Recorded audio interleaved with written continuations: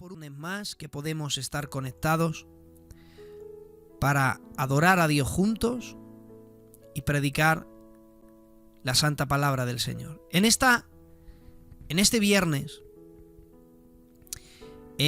seguimos con nuestro maravilloso libro, como es el libro de Nehemías. Estamos trabajando con este libro. A lo largo de estas 5 semanas anteriores hemos estado trabajando con el capítulo 1 y gran parte también del capítulo 2. Hemos aprendido hasta ahora, por medio de este maravilloso libro, principios muy fundamentales para nuestra vida y algunas verdades importantes para el tema del estudio de la Biblia.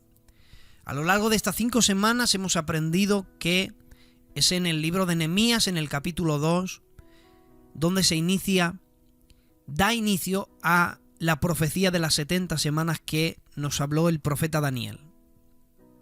Hemos visto también el deseo tan profundo que albergaba un hombre para ayudar.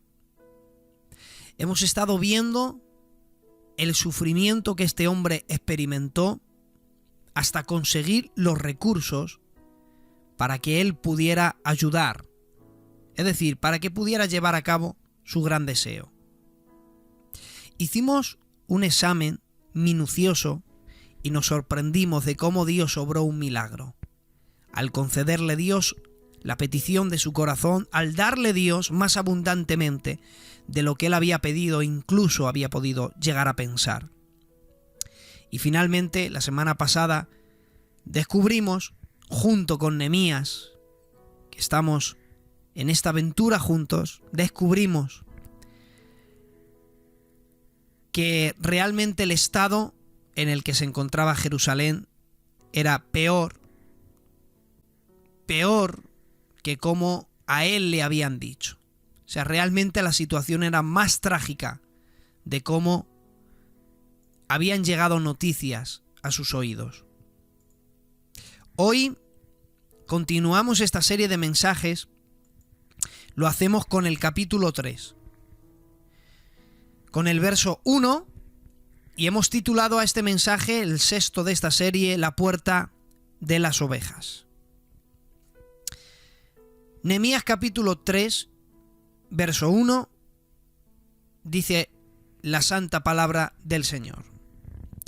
Dice: entonces se levantó el sumo sacerdote Eliasib con sus hermanos los sacerdotes y edificaron la puerta de las ovejas. Ellos arreglaron y levantaron sus puertas hasta la torre de Amea y edificaron hasta la torre de Ananel. Que Dios bendiga su santa palabra en nuestros corazones.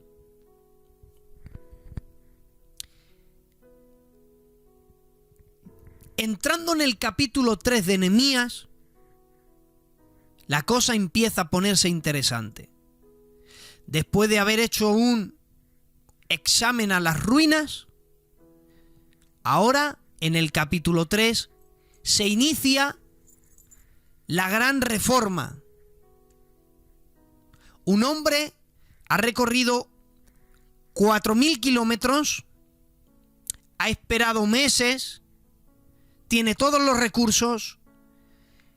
Es Nehemías el enviado por medio del sentir que Dios ha puesto en él. Es a Nehemías a quien Dios ha obrado un milagro para darle recursos. Es a Nehemías a quien Dios le ha guardado en el camino. Es a Nehemías que, a pesar de la oposición, el camino de Nehemías es prosperado.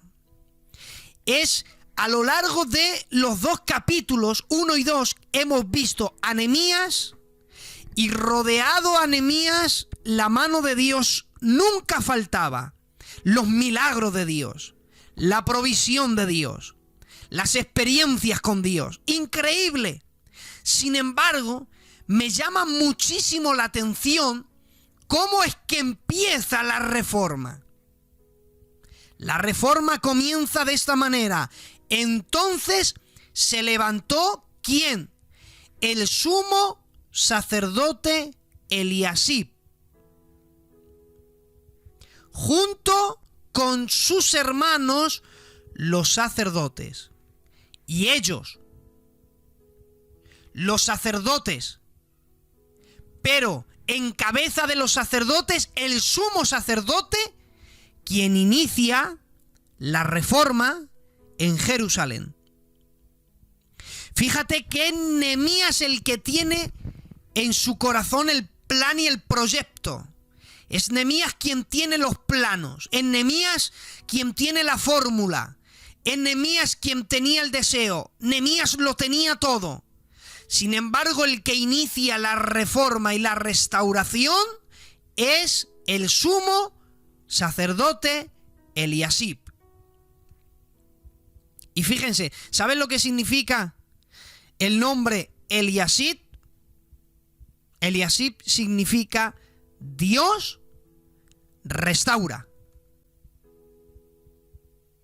No es casualidad que el sumo sacerdote, su nombre, el significado de su nombre sea Dios restaura.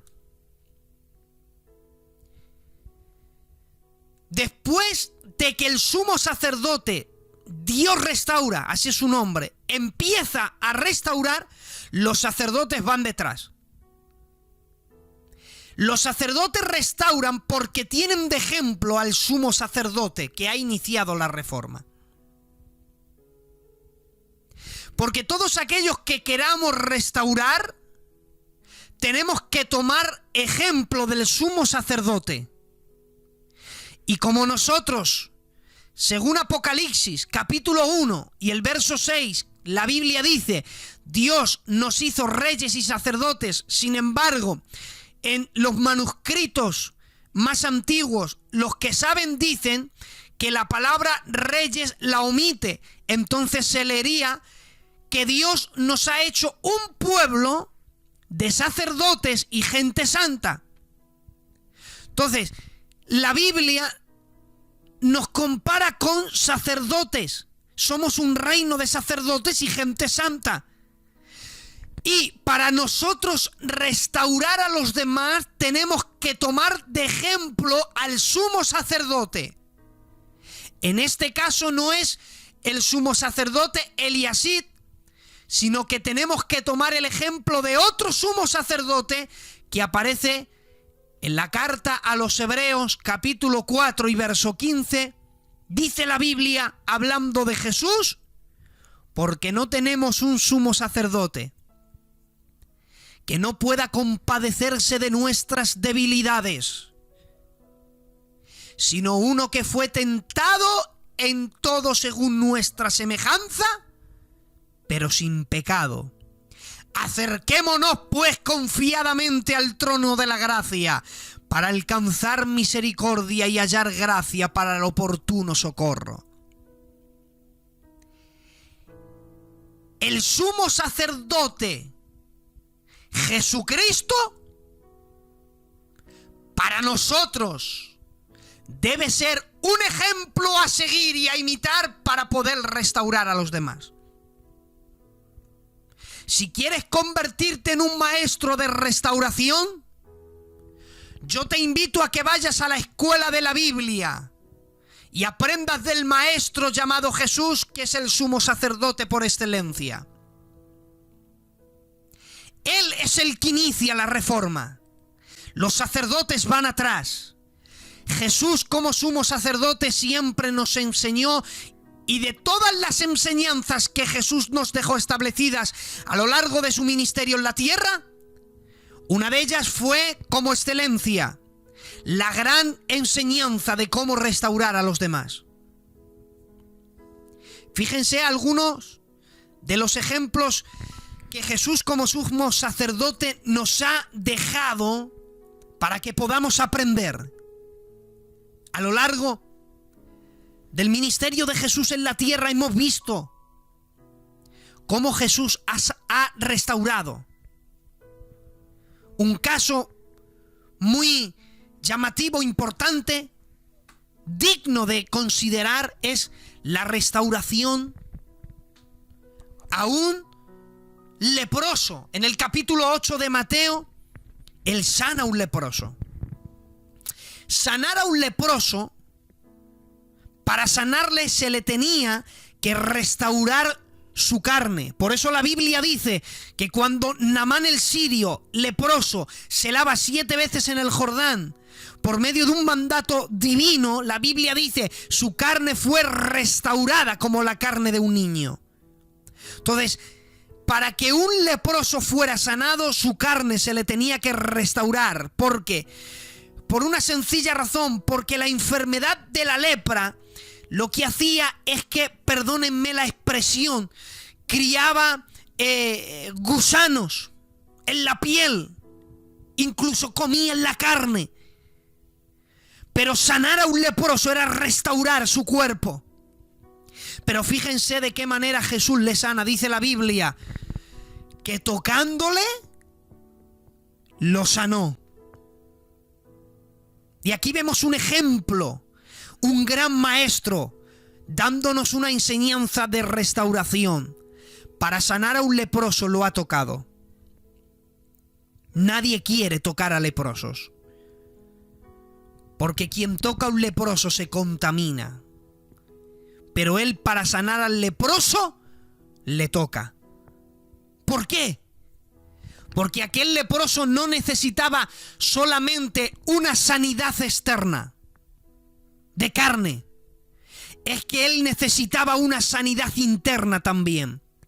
Había pasado tanto tiempo en la soledad, apartado de todos, y había sido el desprecio de todos tan grande que tenía el alma tan herida, que necesitaba también sanar. Hay gente que no solamente necesita una sanidad externa, sino que también necesita una sanidad interna. Fíjense, hay gente cansada, ¿verdad?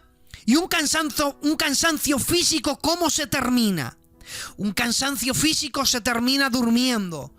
Uno está cansado por el trabajo y de pronto se echa a dormir y le dice a la esposa, a los niños, intentar no molestarme demasiado, a la mujer, no me despiertes, ya me despertaré. Y empieza a dormir un largo sueño. Ha dormido durante horas, se ha despertado y el cansancio físico se ha terminado. El cansancio físico se soluciona durmiendo, pero hay otra clase de cansancio que únicamente habla la Biblia.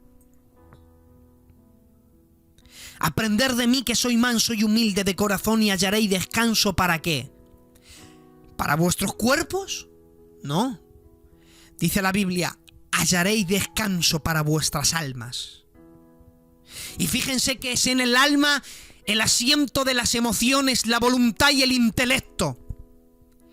Hay gente cansada sentimentalmente. Hay gente cansada en el ámbito de la voluntad. Hay gente cansada almáticamente, cansada de dolor, cansada de sentir, cansada de las traiciones, cansado de volcarse sobre los demás, de confiar en alguien, cansado por las traiciones, cansado almáticamente. Pero Jesús, como ejemplo de sumo sacerdote, viene sanando, restaurando no solamente lo externo, sino lo interno también. Otro de los grandes ejemplos de restauración, en una sinagoga, mientras él hablaba y predicaba, dice la Biblia, que hubo alguien que tenía la mano enferma completamente y él dijo, estira la mano, y cuando él estiró el brazo, dice la Biblia, y el brazo fue restaurado. Pero otro gran ejemplo de restauración por excelencia es de la manera en que Jesús restauró a Pedro. Y en otra ocasión vamos a dedicar un solo mensaje a hablar de cómo Jesús restauró a Pedro. Pero de todas las enseñanzas que Jesús nos dejó plasmada como sumo sacerdote para restaurar, para mí la más impactante de todas no es el leproso, no es aquel hombre que el brazo fue sanado, no es ni tan siquiera la restauración a Pedro. Es la restauración que sucedió en el capítulo 5 de Marcos. La restauración a alguien que ha pasado a la historia como el endemoniado gadareno. Mayor enseñanza de restauración no la podremos ver jamás a nadie. Fíjense que en el capítulo anterior, en el capítulo 4, nosotros contemplamos cómo Jesús está durmiendo. O van pasando a la otra orilla y él está durmiendo, y la Biblia dice: se levanta una grande tempestad en el mar, de modo que pensaron que la barca se partía. Y le despertaron a Jesús: Maestro, sálvanos que perecemos. Y él se levanta, hombres de poca fe, y dice la Biblia, reprendiendo al mar y a los vientos, se hizo grande bonanza. Fíjense que la orden de reprensión no fue dirigido al mar, ni tampoco al viento. La orden de reprensión fue los demonios que estaban provocando esa tempestad. Y es que da la casualidad que si cruzaban al otro lado, tocaban la tierra de los gadarenos.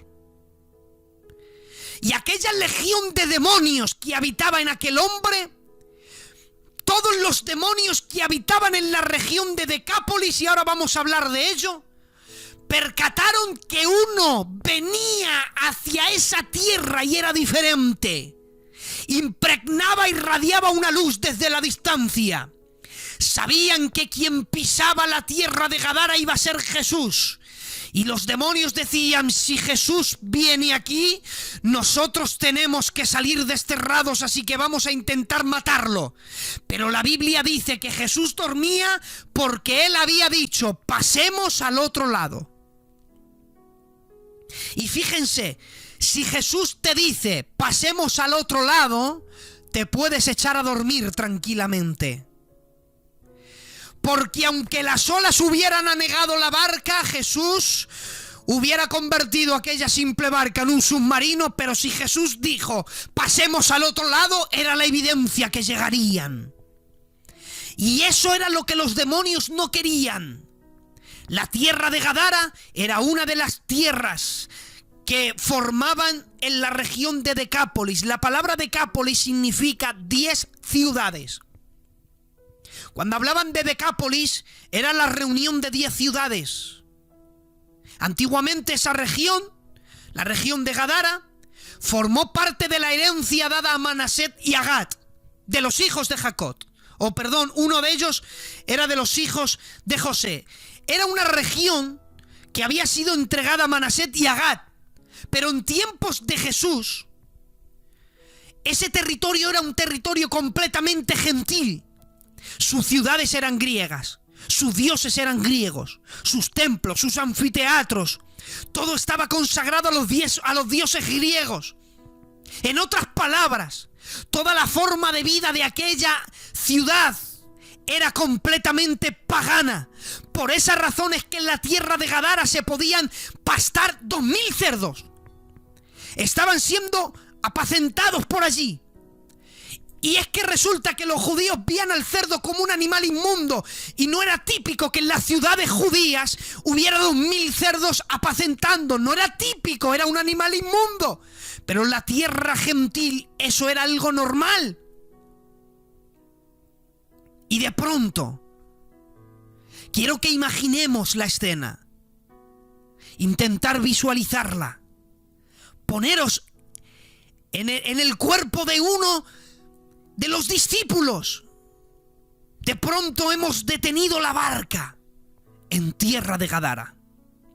Fíjense, hermanos, os voy a dar un dato, esto fuera del mensaje. Cuando yo estaba escribiendo mi novela, yo escribí una novela de misterio para plan de testificar a gente. Leyendo esta novela, de alguna manera les testificaba yo. Cuando yo estuve escribiendo, la estaba escribiendo y a la vez investigando, recopilé cierta información. Hay un momento en la novela en que tengo que hablar de Israel. Resulta que tengo un conocido que ha viajado 2 veces a Israel y yo le pedí amablemente que compartiera su viaje conmigo, sus experiencias. Y él me estuvo hablando y él me habló de la tierra de Gadara. ¿Y sabes qué pastan en la tierra de Gadara? En la tierra de Gadara los pastos son tan hermosos que ahí pastan los toros de Basán. Y para el estudioso se le ha ido la mente, ha viajado a Salmos capítulo 22, cuando dice la Biblia, toros de Basán me han rodeado. Los toros de Basán simbolizaban, ahí tipificaban a demonios. Y fíjate que en la tierra de Gadara los toros de Basán son quien pastan. Ese es un dato ahí curioso que a mí me enriqueció y quería soltarlo. Imaginaros, de pronto nos hemos detenido, la tierra ha detenido la barca en la que vamos los discípulos. Y de pronto hemos bajado. A lo lejos, bajando de la montaña corriendo, divisamos que viene algo o alguien, no sabemos. Se miran el uno al otro, parece un animal. El otro dice, no, es demasiado grande para ser un animal. Pero a medida que se va acercando, las dudas se esclarecen. No es ningún animal, es un ser humano, pero es un ser humano un tanto raro. Viene dando gritos. De pronto saben los discípulos que quien se aproxima es un hombre poseído. Oigan, los discípulos están acostumbrados a ver gente endemoniada. Pero este es diferente. Este tiene una connotación distinta. Viene dando gritos, pero especifica la Biblia, viene desnudo. Viene también con algo de sangre sobre la cabeza. La cabeza está como rojiza. Bueno, parece marrón al mezclarse con el pelo, porque ya la sangre se le ha ensecado. Y por la cara también le ha corrido un poco de sangre. Tiene la cabeza y la cara ensangrentada y no saben a qué es debido. Luego descubriremos que es que resulta que se golpeaba con piedras. Él ha empezado a gritar y a revolverse hacia un lado y a otro, y le hemos mirado las muñecas, hemos visto unas marcas en las muñecas también, unas marcas en los tobillos. Luego averiguamos que es que los hombres de aquella región le ataban con cadenas y con grilletes. Y la Biblia dice que cuando le ataban, le dejaban cerca de un camino. Y no sabemos dónde le ataban, si le ataban en un árbol, le ataban en una roca, no lo sabemos, pero que le ataban con cadenas. Le ataban y le dejaban cerca de un camino, y cuando le dejaban allí atado, nadie se atrevía a pasar por aquel camino, porque cuando él veía a un ser humano, era capaz de sacar una fuerza que no era humana, sino diabólica. Y dice la Biblia que rompía las cadenas y los grilletes los partía como si fueran cuerdas. Y entonces salía corriendo, huía del ruido de la gente, del ruido que hacía la ciudad. Él iba a lugares desérticos. Él estaba desesperado, no quería vivir, quería quitarse la vida. Y ahora me empiezan a mí la gente a preguntar, ¿de dónde te sacas tú que aquel hombre quería morirse? Quiero yo pensar que aquel hombre lo únicamente que tenía en su pensamiento era el deseo de morirse y acabar con el dolor que estaba viviendo. Por eso es que este hombre se golpeaba. Seguramente de los demonios que tenían en su cuerpo, uno de ellos empezaba a atacar su mente de tal manera, quizás oía voces y golpeaba la cabeza, quería acabar con ese tormento. Por eso entiendo, en la gran tribulación, cuando dice la Biblia que los hombres buscarán la muerte y la muerte huirá, es una manera de decir, estaba tan desesperado, me gustaría morirme, a seguir viviendo con este sufrimiento. Tanto tenía la muerte en mente que él iba a cementerios. Había hallado consuelo en los difuntos. Se había acostumbrado a vivir mejor entre muertos que entre personas vivas. De modo es, incluso, que llegó un tiempo en el que él abría los sepulcros y se metía con cadáveres y allí dormía. Eso es lo que hacía ese espíritu con él. Quiero daros un dato interesante. Es la única vez que la Biblia registra una legión de demonios en un ser humano. Un dato de demonología, y no soy experto en la materia, pero no es típico que una legión posea a una persona. Muchas veces hemos tenido experiencias con personas endemoniadas. A mí alguno de ellos me ha llegado a decir que es Satanás. Y yo he dicho, mentiroso, Satanás no posee a una persona. Algunos también me han dicho que habitaban no sé cuántas legiones. Mentira. Imaginaros, hermanos, este hombre tenía una legión de demonios. Y al tener una legión de demonios, número uno, vivía en lugares desérticos, andaba desnudo, rompía las cadenas, no podían atarlo, tenía toda una ciudad aterrorizada, dormía en sepulcros, se golpeaba. Eso es lo que hacía un hombre en el cual habitaba una legión de demonios. No es normal que una persona que tenga legiones camine en la calle como si nada. No, eso no es típico. Por eso es que este es el ejemplo de restauración. Era como decir, mayor que este ninguno. Este se encontraba en el peor estado que todos. Pero ahora ven algo diferente. El hombre que tenía aterrorizada todo Decápolis. 10 ciudades eran aterrorizadas por él. Gadara ya ni te contamos. El gobierno de Gadara estaba ya que ya no sabía qué hacer con él, ya no le quedaban cadenas. Pero ahora este hombre, poseído por una legión de demonios, cae arrodillado ante la persona de Cristo, diciendo, te ruego por favor que no nos atormentes. ¿Quién es este hombre?, dirían los discípulos. ¿Quién como Jesús?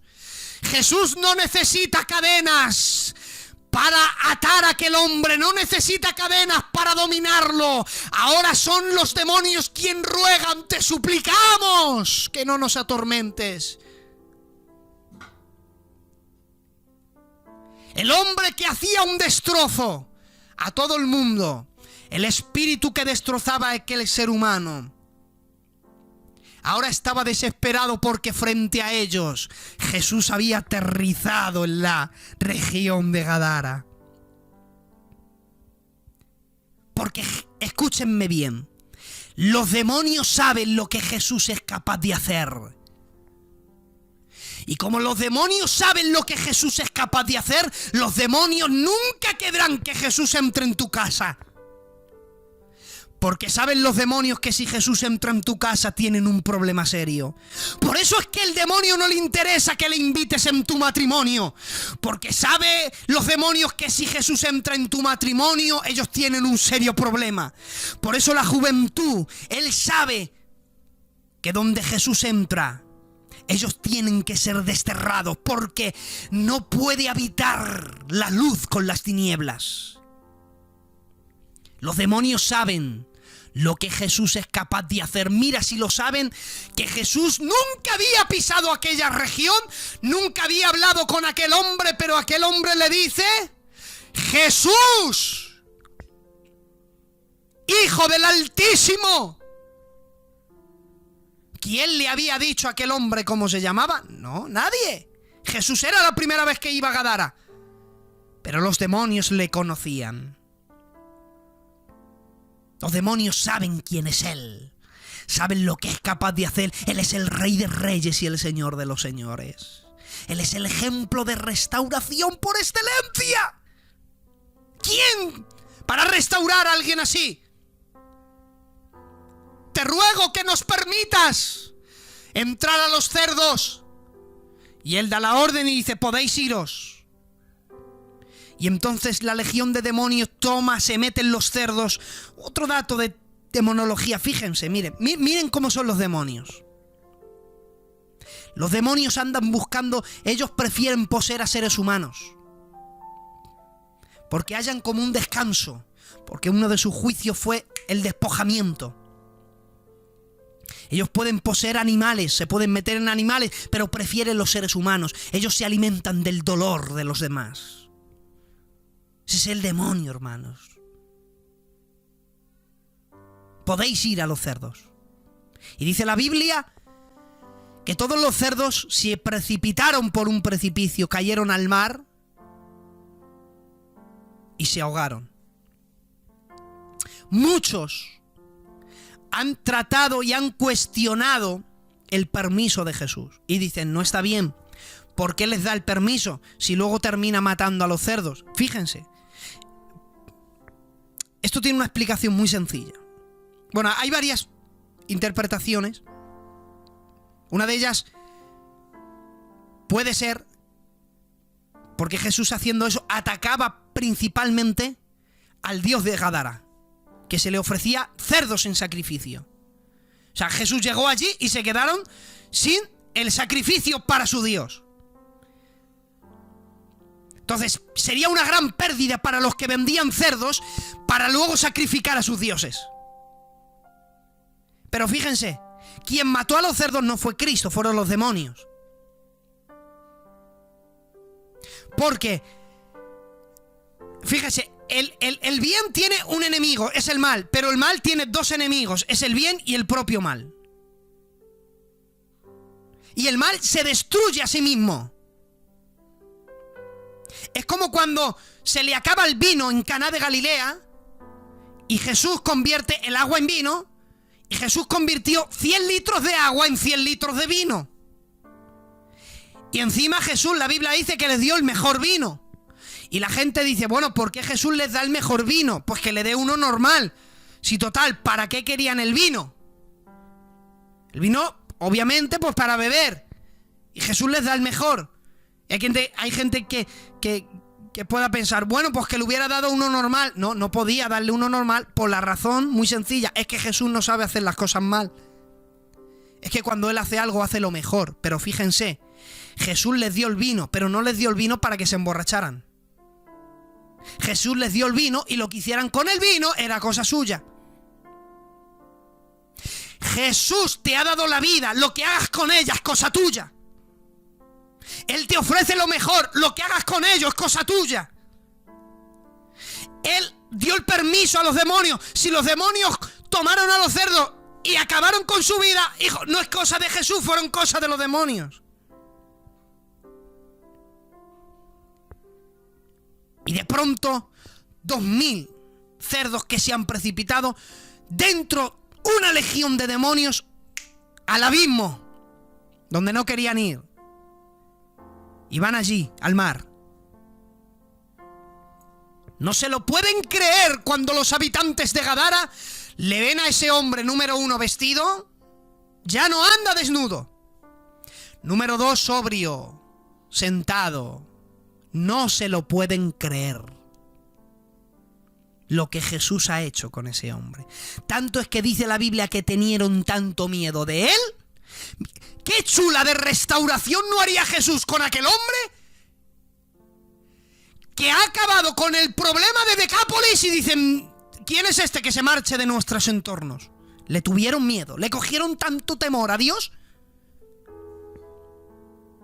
Y la Biblia dice que intentó ese hombre ir con Jesús, pero Jesús no se lo permitió, sino que dijo, ve a los tuyos y cuenta las maravillas que hoy ha ocurrido en ti. ¿Saben ustedes que fue el endemoniado gadareno restaurado quien predicó en las ciudades de Decápolis? Y ahí se podría dar inicio a un estudio. Por eso es que cuando el apóstol Pablo llega a ciudades gentiles, resulta que hasta ahí ha llegado el mensaje de Jesús. ¿Cómo? Porque se le considera a este hombre el iniciador del evangelio en aquellas regiones. Puede que haya gente que me esté escuchando hoy a través de esta aplicación Zello o a través de YouTube o quizás que se lo han enviado por WhatsApp, no sé cómo, pero puede que me estén escuchando gente que no teniendo lugar el diablo, porque el diablo no tiene lugar, dice la Biblia, no deis lugar al diablo.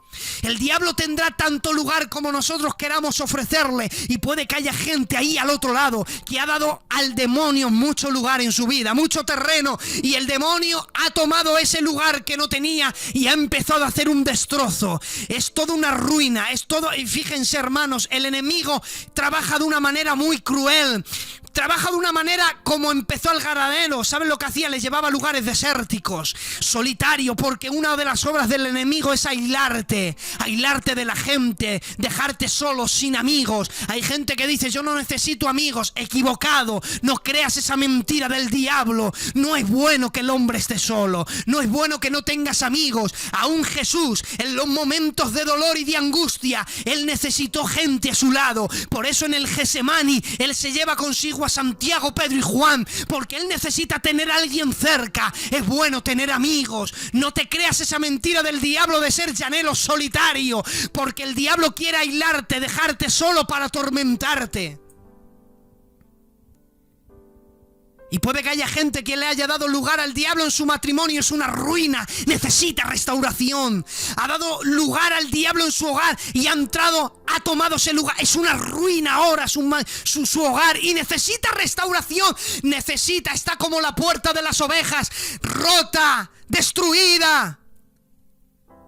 Pero en esta noche llega el sumo sacerdote restaurando esta casa. Y dice la Biblia, y el sumo sacerdote con los sacerdotes restauraron. Y ellos arreglaron y levantaron sus puertas. La puerta de las ovejas eran 2 puertas. Pero un dato interesante es que no tenía cerrojos. Por eso es que la Biblia dice, Jesús dice, yo soy la puerta de las ovejas. Y el que por mí entra hallará pastos.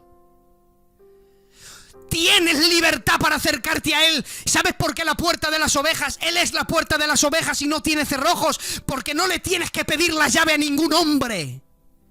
Si necesitas restauración, no tienes que ir en busca de un hombre y pedirle permiso y decirle, quiero tu opinión, a ver si es que Él me puede restaurar. No, no hace falta. En la puerta de las ovejas no hay cerrojo, no necesitas llave. Vete corriendo a los pies de Dios. Arrepiéntete y pídele a Dios restauración y el sumo sacerdote arreglará tu vida.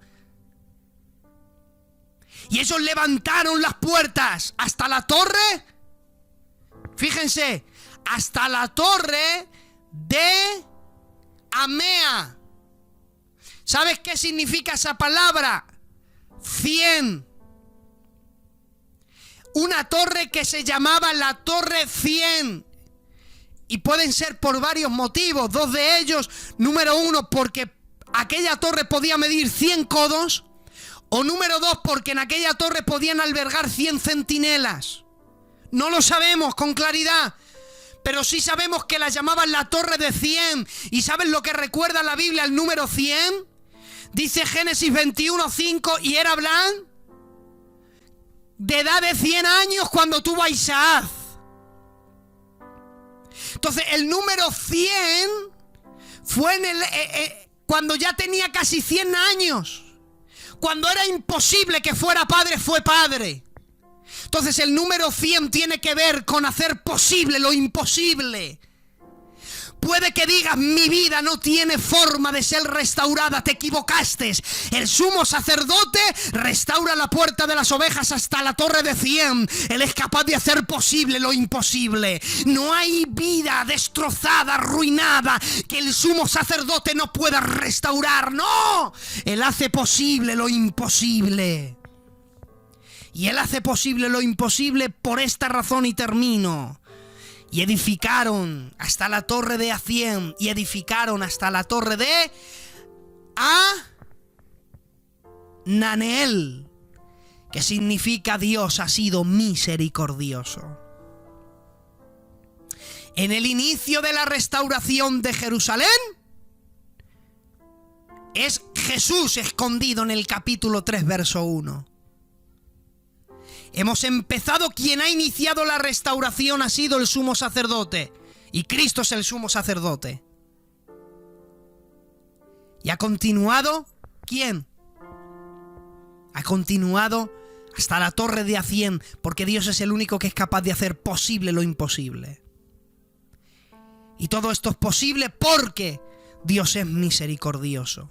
Dios quiere restaurarte porque Dios es misericordioso. Y te voy a dar un dato doctrinal. La Biblia dice: Dios se deleita en hacer misericordia. Nota esto: Dios se deleita en hacer misericordia. Él hace misericordia. Para Dios es un deleite, es un placer hacer misericordia. Dios obra misericordia por placer, por deleite. Es un deleite que Dios haga misericordia. Dios se deleita en hacer misericordia. Necesitamos que Dios nos restaure. Tiene que empezar la restauración por la puerta de las ovejas, porque en una restauración lo más importante son las ovejas. Y todos somos ovejas de su prado. Te adoramos a ti, Señor, en esta noche. Te adoramos a ti, papá, te adoramos a ti. Tú eres hermoso. Gracias. Gracias. Te ruego, Dios mío, que vengas trayendo restauración a todas las vidas que nos están escuchando en estos momentos. Trae restauración, Padre. Da igual el estado en el que se encuentren. No importa lo que hayas hecho, lo que hayas cometido. No importa las acusaciones del diablo. Dios es restaurador. Si llamaras otra vez sería distinto, no como la última vez. Ya no soy el mismo. Si llamaras otra vez, yo te aseguro, mi cansado corazón quiere ser tuyo. Abriría sin dudar a ti la puerta, no te haría yo esperar.